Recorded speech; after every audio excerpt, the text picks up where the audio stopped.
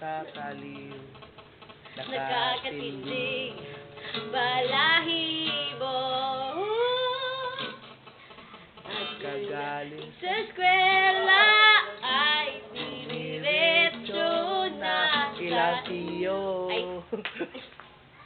At umaghapon ay Galing sa eskwela, diniretso na ilasiyo. ako